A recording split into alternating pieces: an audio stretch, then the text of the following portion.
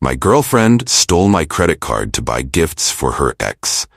So I maxed out her savings on a vacation and broke up with her from abroad. I'm 30, male, and I've always considered myself a pretty chill guy.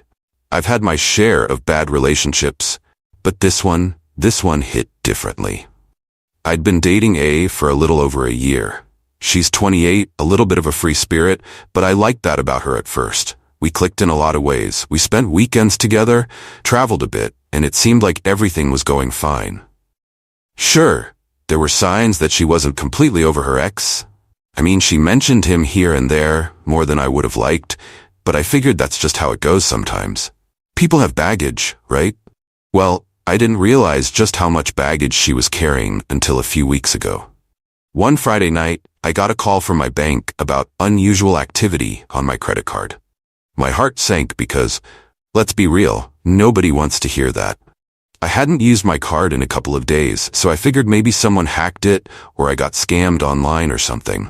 I checked my banking app, and that's when I saw it. A bunch of luxury purchases. Expensive clothes, jewelry, a designer watch, stuff I would never buy.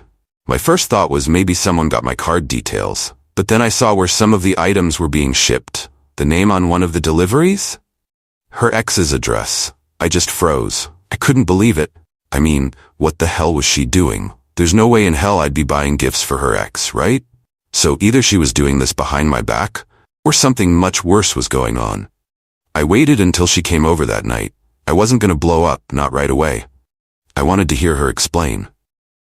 When she walked in, I just showed her the transactions. "What the hell is this?" I asked, trying to keep my voice calm. She looked at my phone and went pale. "Oh, that," she muttered, like it was some minor inconvenience, like I'd just caught her forgetting to do the dishes or something. "What do you mean, oh that?" I snapped. "You're using my credit card to buy shit for your ex?" She shifted uncomfortably, trying to play it cool, like this wasn't a big deal. "I was going to tell you, I just needed to get him a couple of things. He's been having a hard time." "A hard time?" I couldn't believe what I was hearing. "So you steal my card to do it? Are you serious right now?" "I didn't steal it," she shot back, as if that changed anything. "I was going to pay you back. He just needed help. And I didn't think you'd mind." At this point, I was beyond pissed. She wasn't even apologizing. She was acting like she had some goddamn right to use my money to buy her ex gifts. Who does that? I asked her how long this had been going on, and she just shrugged. "Not long," she said. "Maybe a couple of weeks." "A couple of weeks?" I was done. "Get out," I told her. "I need space to figure this out." She left, no fight, no real apology, just walked out like this was something we'd laugh about later. But I wasn't laughing. I was sitting there, staring at those transactions, getting angrier by the second. She stole from me. I kept thinking about that. She didn't just cross a line, she blew right past it. And she didn't even feel bad about it. She thought she could use me to buy shit for her ex and then make it seem like I was overreacting. That's when I decided to turn the tables. I remembered she had a decent amount of savings. She always bragged about how she was good with her money, had a little nest egg set aside. Well, she'd given me access to her account a while back, just in case, she'd said. I never thought I'd actually use it. But now I had a reason. I logged into her bank account and it didn't take long to drain it. I booked myself a luxury vacation. First-class flights, a 5-star hotel, everything top tier. I maxed out her savings on the most over-the-top vacation I could find. If she thought she could spend my money on her ex, then she could fund my escape from her bullshit. I packed a bag, booked the earliest flight out, and left. No note, no message, nothing. When I landed, the text started. First it was just one. Hey, we need to talk. Can we meet up tonight? I ignored it. Then a few hours later. Did you touch my savings? My account is empty. What the hell is going on? She knew. I smiled to myself and put my phone down. I wasn't going to give her the satisfaction of a response. Not yet. Let her sweat. Let her sit with the reality of what she'd done. By the next morning, her texts had ramped up. Now she was pissed. You took my money? You had no right to do that. I'm calling the cops. You're a fucking psycho. I can't believe you'd do something like this. You're gonna regret it. She tried to call. I didn't pick up. I wanted her to feel powerless, the same way I felt when I realized she'd been stealing from me for weeks. After the 5th missed call, I finally answered. I was sitting by the pool, sipping a drink, feeling pretty damn good about life for the first time in days. "Where the fuck are you?" she demanded the second I answered. "Enjoying my vacation," I said calmly, sipping my drink. "Did you take my savings?" she practically screamed into the phone. "Yeah," I replied. "And you used my credit card to buy your ex a bunch of shit. We're even." She went quiet for a second, then tried to spin it. "That's not the same. I was helping him out, and I was going to pay you back. You just took my money. That's theft." I laughed. "Theft? That's rich coming from you. You've been stealing from me for weeks. You think because you were going to pay me back, it's not a big deal?" She tried to explain, saying her ex was going through a tough time and had nobody else to help him. "He's been sick, okay? You don't understand. I didn't mean to hurt you." I wasn't buying it. "You could have asked me. You didn't. You went behind my back because you knew I wouldn't be okay with it. And now you're pissed because I turned the tables." "You're being unreasonable," she snapped. "I was just trying to help someone. You had no right to touch my savings." I leaned back, enjoying the sun on my face. "I had every right after what you did. You don't get to play the victim here. You fucked up, not me." That's when she tried the guilt trip. "I stood by you when you were broke. Remember that? You were a mess, and I helped you. Now you're just gonna throw that in my face?" I wasn't about to let her rewrite history. Sure, she helped me when I was going through a rough patch, but that didn't give her the right to screw me over now. "You didn't stand by me so you could pull this shit, eh? You're not getting a free pass because of something that happened months ago." Then came the threats. "I'll take you to court for this. I'll get my money back, and you'll be in serious trouble. You won't get away with it." I chuckled.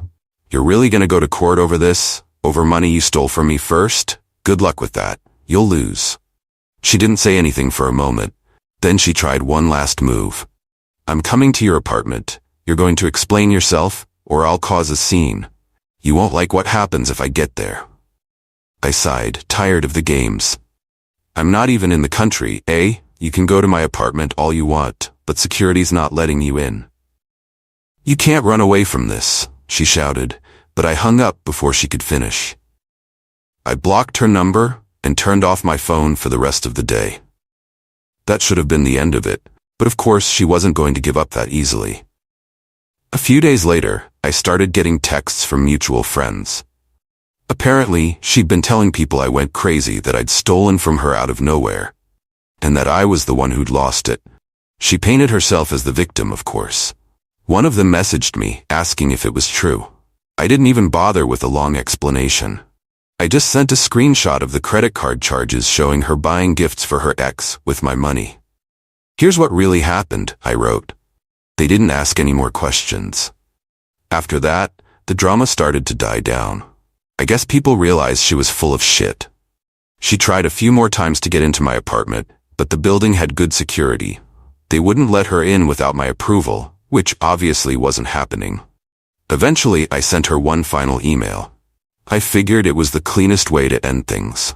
I kept it short, no drama, no apologies, just straight facts. "I spent your savings on the vacation because you spent my money on your ex without my consent. If you think you have any chance of getting that money back, good luck. I've got all the receipts from your credit card purchases, and I'm not afraid to take them to the police if you push this any further. I'm done with you. Don't contact me again." Simple. Direct. She never replied.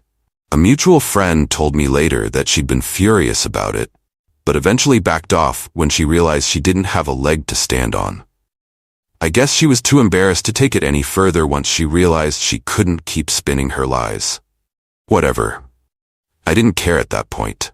I got back from the vacation feeling like a new person. I cut her off from everything: social media, phone, mutual friends who tried to stay neutral. I didn't need any of them. Honestly, I felt stupid for not seeing it sooner. She'd been manipulating me for months, pushing the boundaries little by little, until finally she thought she could do whatever she wanted. The crazy part? I realized later this wasn't even about the money. It was about respect. She didn't respect me, didn't value me, and she sure as hell didn't care about our relationship. All she cared about was herself and her ability to get away with whatever she wanted. That's when it hit me. I'd spent too much time being the nice guy, trying to give her the benefit of the doubt, trying to be understanding, when really, I was just enabling her to walk all over me. Well, not anymore. After everything settled, I felt more in control of my life than I had in years.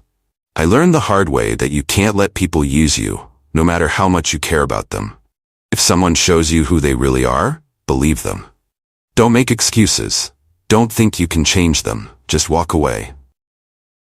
So yeah, I guess that's the moral of the story. Don't let anyone treat you like a doormat, no matter how much they try to guilt you or twist the truth. It doesn't matter how much history you have with them.